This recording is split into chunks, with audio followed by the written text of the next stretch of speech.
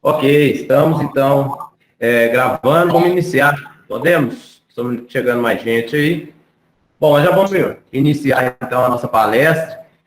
O nosso palestrante de hoje é o Lucas, mas também gostaria de agradecer também ao Frederico, meu vizinho, que sempre está aí apoiando, né, essa questão acadêmica, né? Já tem mestrado, doutorado, então gosta dessa área também, né? E já nos deu também outras palestras, né, na FUMEC, inclusive na época ainda poderíamos ir na FUMEC, né? Bom, mas o Lucas, que é o palestrante de hoje, ele é engenheiro, né, da Intrap, na área de projetos viários, e mobilidade, né, a empresa da Intrap, que trabalha exatamente, é uma empresa internacional, né, trabalhando na área de mobilidade, de informação, engenharia de tráfego e transporte, né? Isso também, vocês vão fazer uma apresentação sobre a empresa também. Enfim. Lucas, o palco é seu, à vontade. Obrigado. Obrigado. Inicialmente, o nosso mestre Federico ele vai dar uma introdução para a gente, né, sobre o nosso item, mas hoje nós vamos falar sobre a retrorefletância da sinalização viária e a importância para a segurança dos nossos usuários. Certo? Exatamente, Lucas. Então, senhores, ainda sobre o tema retrorefletância, à época que eu era estudante, há muito tempo atrás, nem existia iPhone ainda, eu não tinha noção dessa informação, desse indicador de desempenho que existia para a sinalização, né, e o quanto hoje isso é importante para a segurança viária, especialmente à noite, porque trata-se literalmente da questão de como é vista ou como é deixada de ser vista a sinalização em função da sua refletividade, da sua retrorefletividade. E o Lucas, nosso especialista aí nessa área, já fez esse trabalho aí em 2 estados já, Lucas, ou 3? 2 estados. 2, né? Provavelmente você deve fazer também. Não, se bem que o pessoal do Rio Grande do Sul está terminando já agora. Bom, mas então o Lucas vai falar para você, e eu queria só fazer uma breve introdução da empresa, né? Quem somos nós?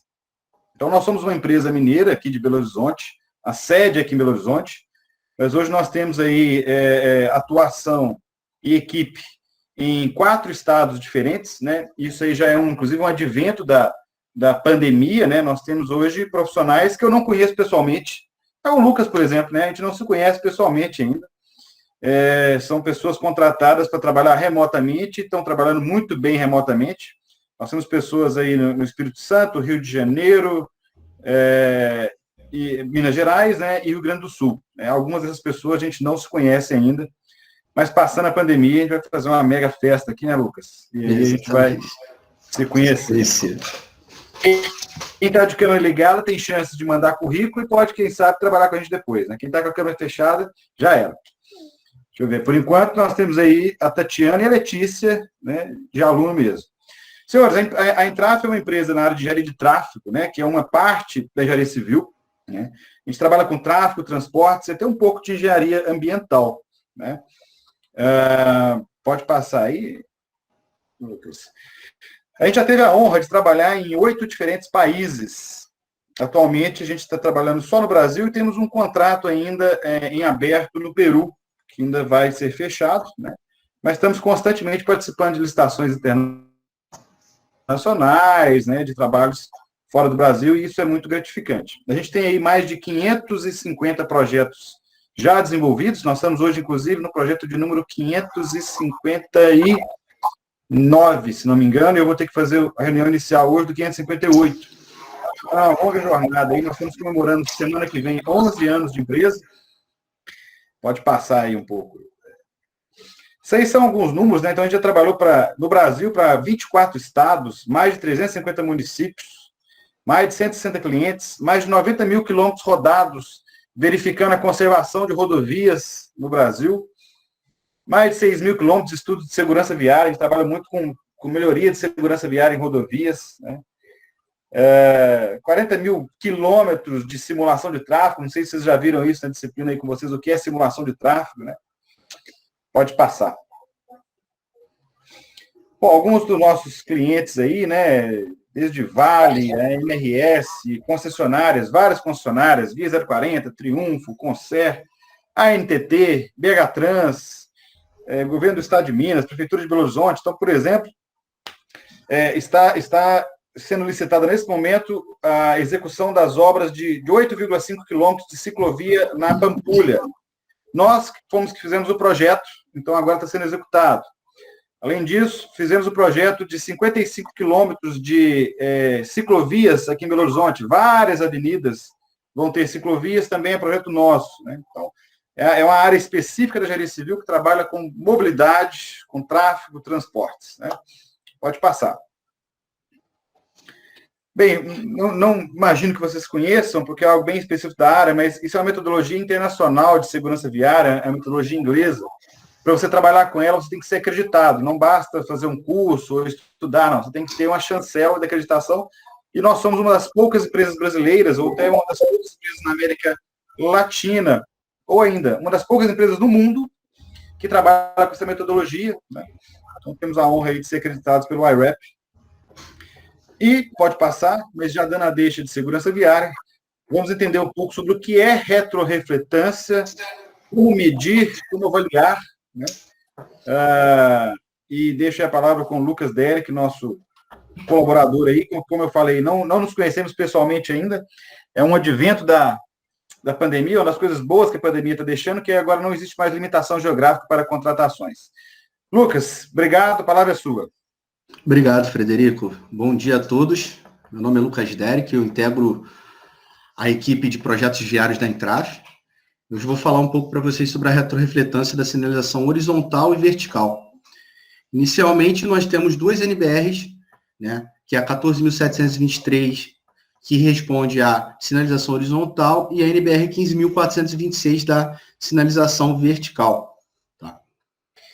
Eu vou começar falando... Pelo sotaque dele, dá para vocês ver que ele é do sul de Minas, né? Só que não, né? Carioca da Gema, lá de Nikit. É contato com muito mineiro, a gente começa a mudar um pouquinho. Não, mas ele tá cheio de X ainda. Pode continuar com o seu X aí. Tá certo. Eu vou começar falando sobre o que é reflexão, né? Que é um fenômeno que todos nós sabemos, né? Que proporciona, através dos raios propagados, em um objeto, em uma cor, por exemplo, e eles incidem, né, nessa superfície, voltando ao mesmo meio que propagou, né, no caso, a nossa visão. E é graças a esse fenômeno que a gente consegue observar, enxergar, né, objetos ao nosso redor, né, corpos, e ele se baseia em três tipos distintos, que são a reflexão especular, difusa, e a retroreflexão, que é a retrorefletância. Inicialmente, nós temos a reflexão especular, que ela acontece quando a luz ela incide sobre um objeto. A luz ela é refletida sobre um objeto.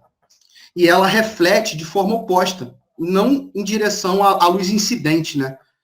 Esse fenômeno ele pode ser observado no pavimento, né, onde nós temos a sinalização horizontal. Quando nós temos algum evento de chuvas, né, acaba ocorrendo um espelho sobre a sinalização horizontal, com isso dificultando a nossa visualização, ela dispersa por um lado oposto, certo? E nas placas também, devido à chuva, em determinados momentos onde tem um acúmulo em cima das películas, ela reflete ao lado oposto.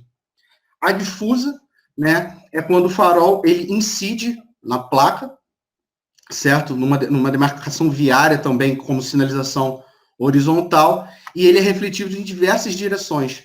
Né? Na sinalização horizontal, nós temos um exemplo quando a tinta, né, aplicada, ela não tem uma aplicação correta, ela não tem as microesferas, que são o que proporcionam a retrorefletância em direção ao motorista, né, em direção à luz incidente. E por último, nós temos a retrorefletância, né, que é o nosso tema, é quando a nossa luz incidente, ela reflete na placa, a luz ela é refletida na placa, e ela é redirecionada diretamente à sua fonte, tornando visível, até mesmo na sinalização horizontal, quando nós temos uma aplicação conforme os padrões, e através dessas microesferas, elas são refletidas à luz incidente. Inicialmente, eu vou falar sobre a sinalização vertical, apresentar um pouco, né, que a sinalização vertical ela tem um papel muito importante né, de fornecer informações para nós, usuários da via.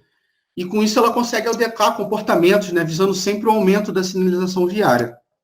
Inicialmente ela é classificada em 4 tipos de sinalização.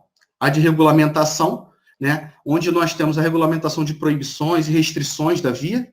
A advertência, onde ela tem o papel de advertir as condições, né, de potencial risco, seja uma travessia de pedestre, um semáforo, uma ondulação transversal. A indicativa, onde ela nos direciona, né, aos nossos pontos de interesse turístico, às nossas localizações, né, nossos caminhos que nós precisamos nos deslocar. E a temporária, que a sinalização temporária ela tem a função de garantir, né, a segurança, né, da execução de algumas obras e serviços, seja em uma concessionária ou até mesmo nas nossas cidades, nas nossas prefeituras, onde nós temos que fazer algum tipo de intervenção, né, temporária na via. Então, ela tem essa função de garantir essa segurança no momento do serviço. Aqui eu vou citar alguns exemplos de algumas placas, né, de sinalização de regulamentação de estacionamento, né, a proibição de estacionamento. A de advertência, onde nós temos a padronização de indicar a chegada de uma escola, né, a 100 metros, a 50 metros. Aqui um exemplo de sinalização temporária, de obras a 100 a 1.000 metros, né, a 1 quilômetro. E a de indicativa, onde nós indicamos nossos caminhos, né, nossos deslocamentos e alguns pontos turísticos, como um exemplo, o Maracanã. Agora eu vou apresentar para vocês os tipos de películas refletivas que nós temos, que são as películas que nós fazemos a adesivação nas placas de sinalização vertical.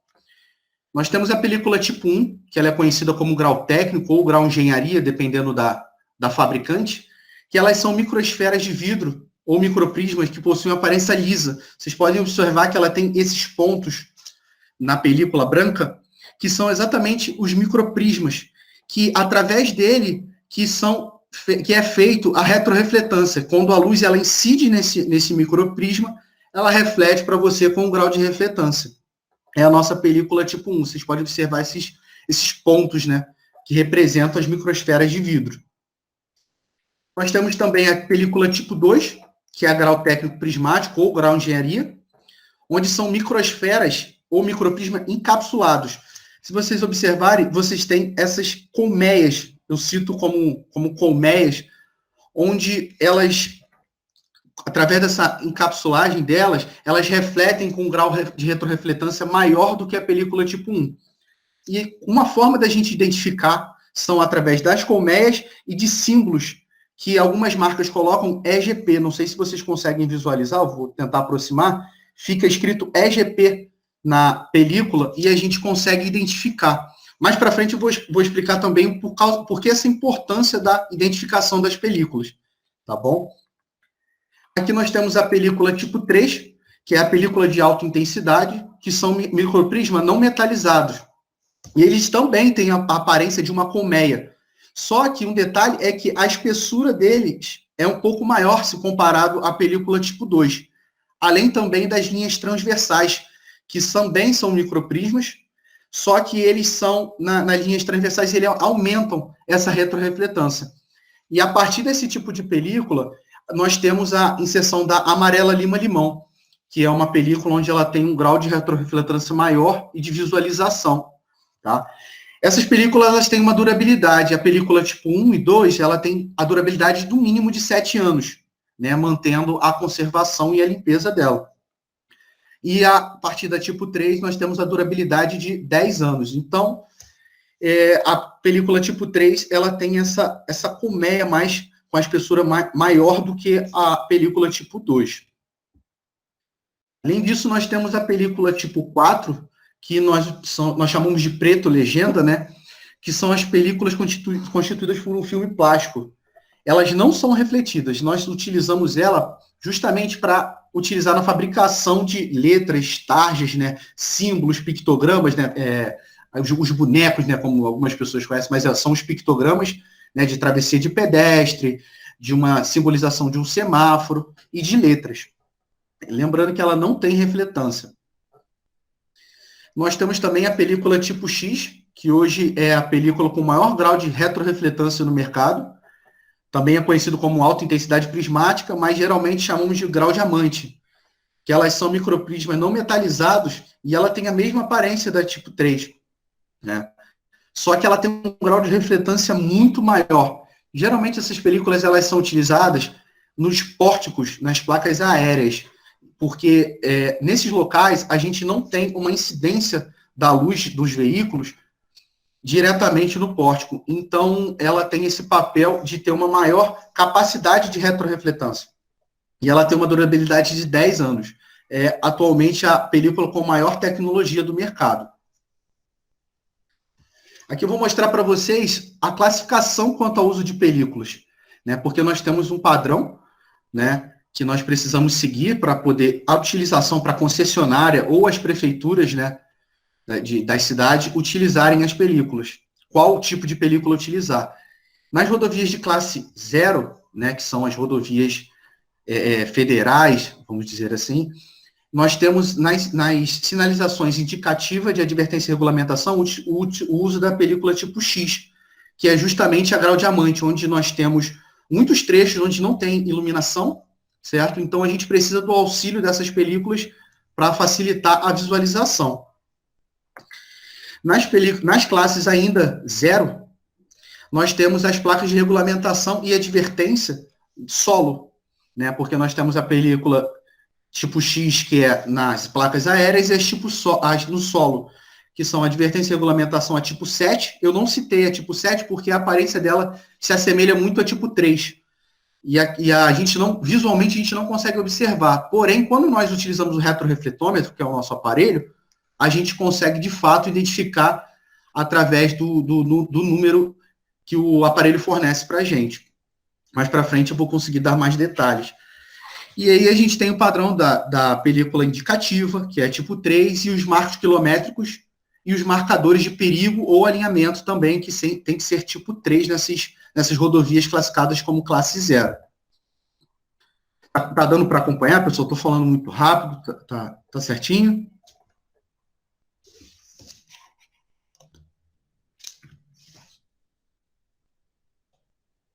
Vocês estão me escutando? Beleza. Desculpa.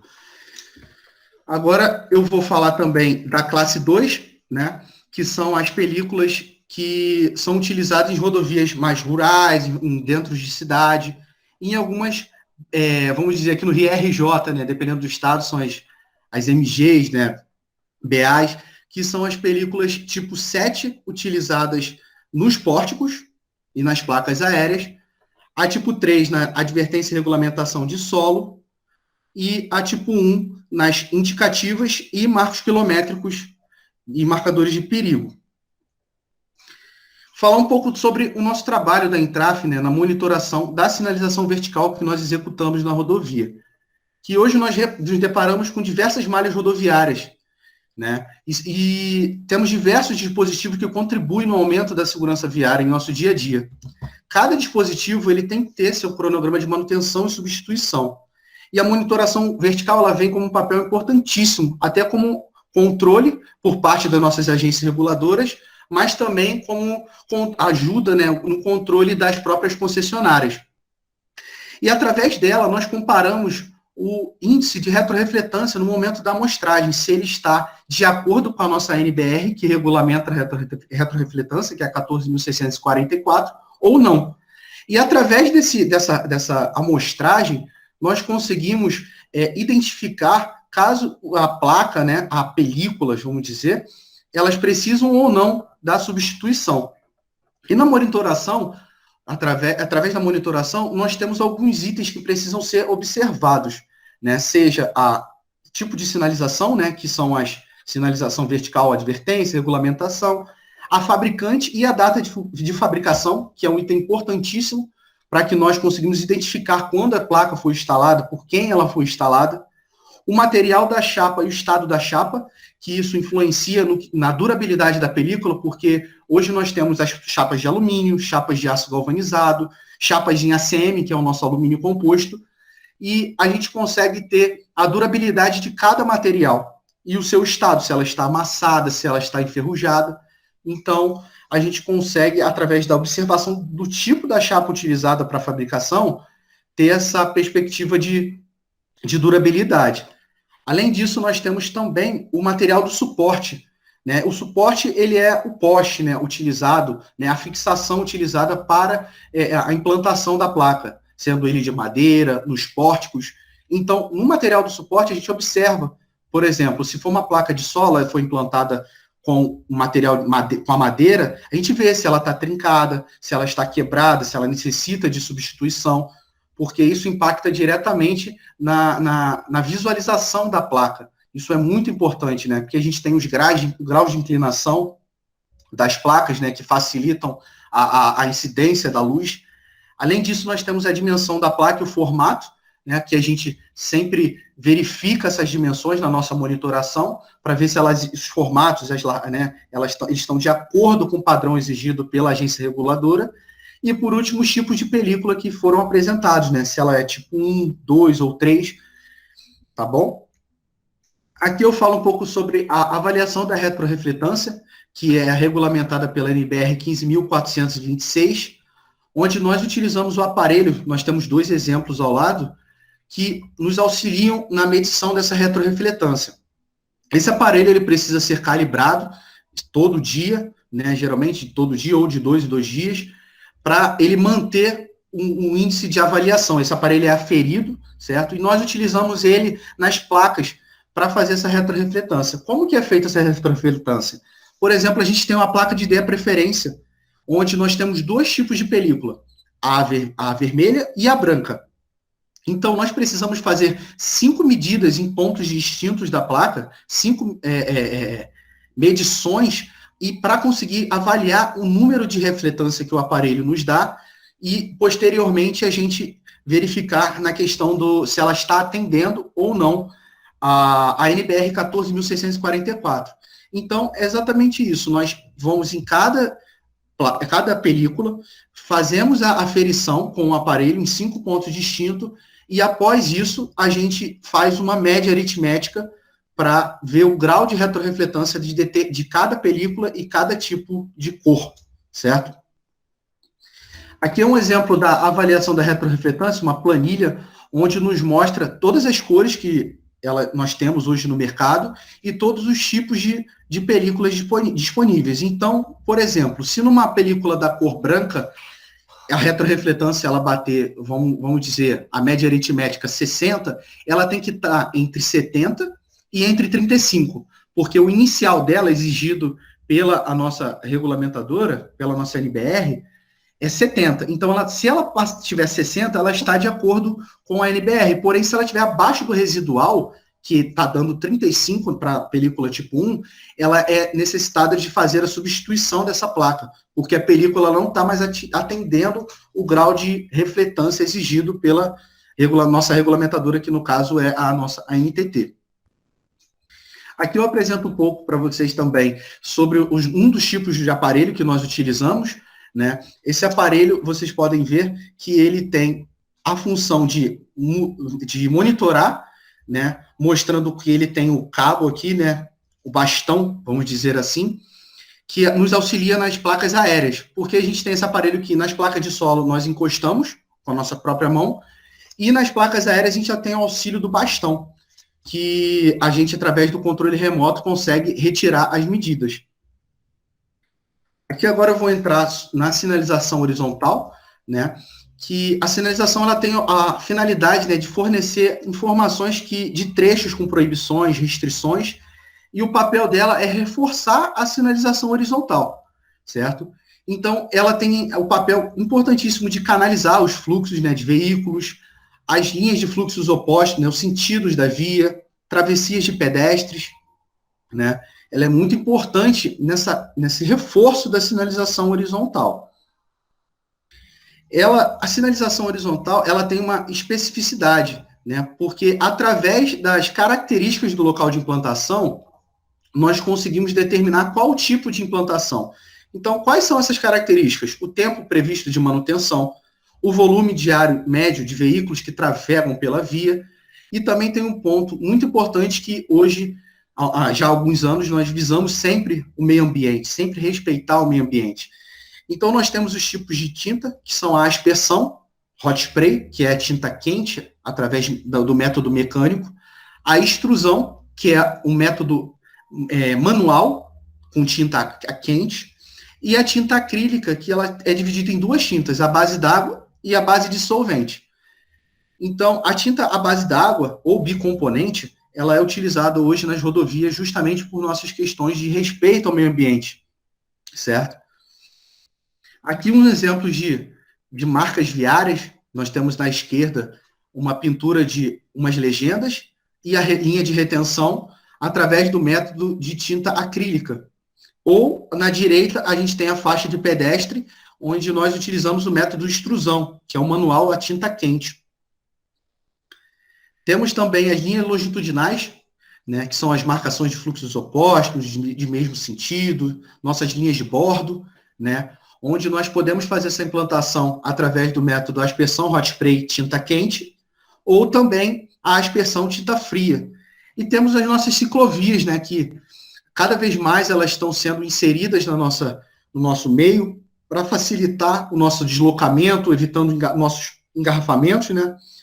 E nós utilizamos a tinta fria, mecânica fria, para poder fazer a pintura do tracejado, das linhas de bordo e dos pictogramas nas ciclovias e ciclofaixas também. Aqui a gente entra nas microesferas, que são o principal fator responsável pela nossa retrorefletância. Inicialmente, nós temos o pré-mix, certo? Onde são microesferas de vidro ou microprisma, igualmente à sinalização vertical. Também são microprisma ou microesferas, e eles devem ser utilizados diretamente na mistura da tinta, porque as tintas, elas são colocadas em batedores, e eles fazem essa mistura junto com o pré-mix. E a contribuição do pré-mix é que ele aumenta a resistência, né, a densidade da tinta e também a refletividade da tinta. A microesfera AC12 é uma microesfera mais utilizada nos nossos trechos urbanos e também nas rodovias federais. E ela tem o papel de aumentar a retrorefletividade e a resistência da tinta. Ela é utilizada no método aspersão ou também pode ser utilizado no método manual. Então, é uma microesfera muito utilizada no momento da aplicação da sinalização horizontal. Já a microesfera AC4, ela também são microprismas de vidro, né? E elas devem ser aplicadas somente através do método aspersão, diferentemente da AC12, que ela pode também ser aplicada do método manual. Então, a AC4, ela tem a mesma característica da AC12, porém ela tem uma refletância superior, porque a sua gramatura ela é maior do que a AC12. Então, a microesfera de pré-mix, se a gente observar, ela tem uns grãos muito pequenos, e conforme a gente vai aumentando para o AC12 e chegando ao AC4, a gramatura dela ela fica maior, com isso proporcionando um grau de retrorefletância maior na sinalização horizontal.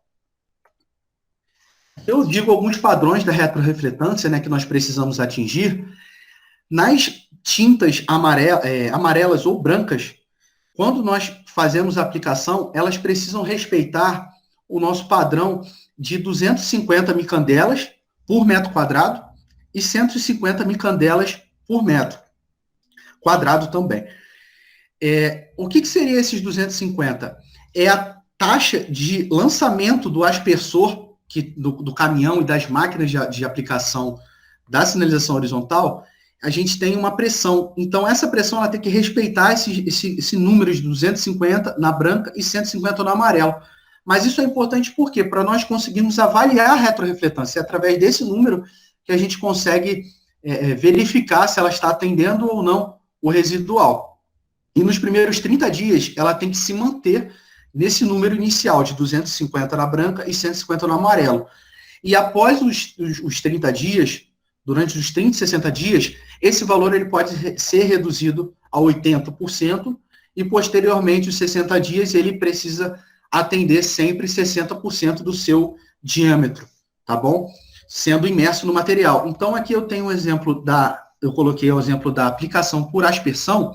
Vocês podem ver que nós temos o lançamento da tinta e, em seguida, a gente tem um aspersor, né, que nós utilizamos no caminhão, onde ele vai lançando essas microesferas na tinta. Então, elas vão adensando, né? Elas vão sendo imersas ao material, e essas bolinhas aqui, elas vão sendo imersas ao material e eles vão preenchendo a tinta. Com isso, elas ficam com algumas partículas acima da tinta, e quando o farol ele incide nessas partículas, que são as microesferas, a gente tem a retrorefletância. E conforme o uso, o uso da via, essas microesferas elas vão se desfazendo. E as de baixo, elas vão subindo, né? Elas vão, conforme vai gastando a tinta, elas vão desgastando e desgastando a microesfera, elas vão aparecendo. E é exatamente onde a retrorefletância, a monitoração da retrorefletância entra. Ela entra com o papel de monitorar qual o grau dessas microesferas, qual o grau que essas microesferas elas estão refletindo e vendo se é necessário ou não a nova revitalização da sinalização horizontal. Aqui eu vou falar um pouco para vocês sobre a monitoração que nós da Entraf fazemos na sinalização horizontal, né? Hoje nós deparamos, né, com diversas malhas rodoviárias e a sinalização horizontal, como a vertical, ela também tem um papel de monitorar de forma periódica as condições das demarcações horizontais. E ela se encontra, e verificar em onde se encontra o grau de sua retrorefletividade, seja nas marcas viárias, seja nas nossas linhas longitudinais. E através dessa medição nós comparamos também o índice de retrorefletância, que é regulamentado pela nossa NBR 14.723. Ela foi alterada agora no ano de 2020. Ela foi atualizada. Então, alguns itens eles foram modificados.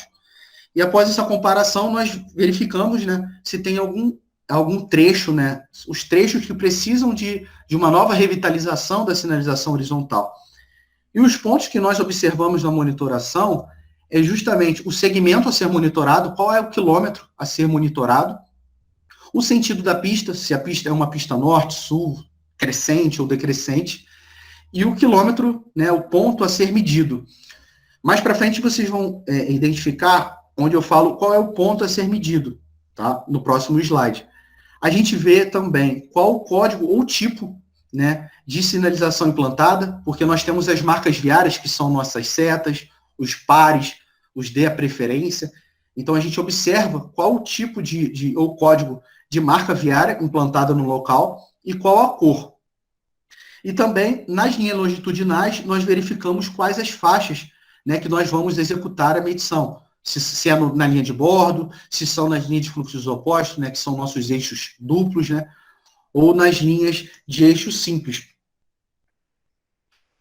Eu vou falar um pouco sobre a avaliação da retrorefletância, né. Em faixas de rolamento simples, de sentido duplo, a medição deve ser feita posicionando o nosso equipamento, esse é o nosso equipamento de sinalização horizontal.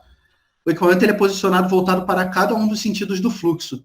E para os eixos duplos, a medição deve ser feita para cada uma das faixas.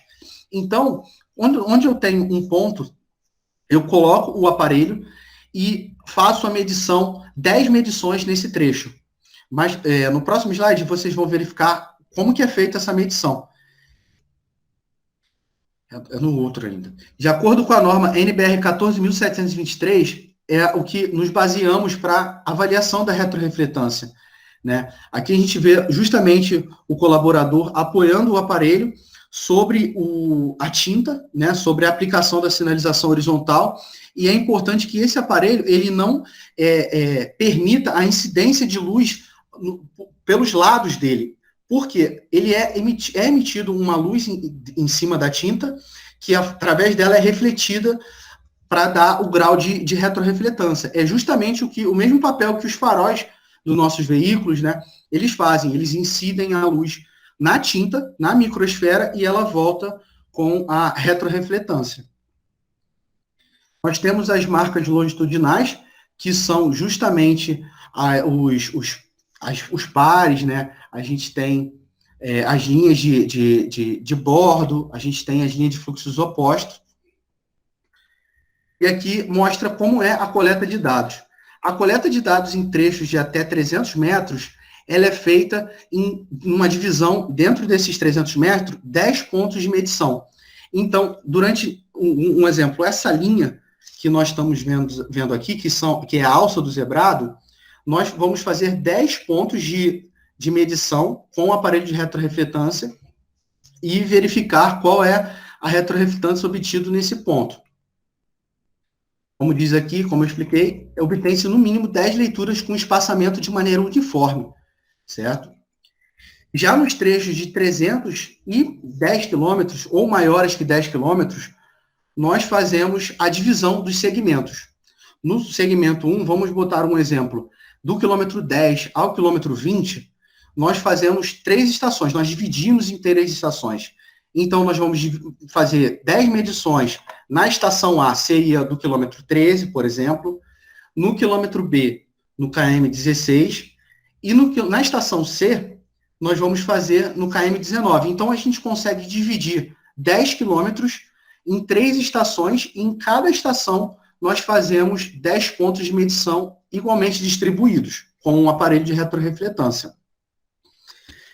E a gente, como eu falei, a gente elege 3 estações e no mínimo 10 leituras espaçadas entre si. E através dessas leituras que nós fazemos na sinalização horizontal, nós fazemos uma média aritmética para comparar o índice, se está dentro ou não do índice residual. Como eu falei, ao longo de cada segmento, elegem 3 estações de medição, distância no mínimo 2 quilômetros entre si. Isso é o que a nossa NBR de avaliação da retrorefletância orienta a nós termos esse padrão. As marcas viárias, elas têm uma medição diferenciada. A nossa NBR 14.723, anteriormente, ela exigia nós fazermos 5 pontos de leitura em cada letra da marca viária.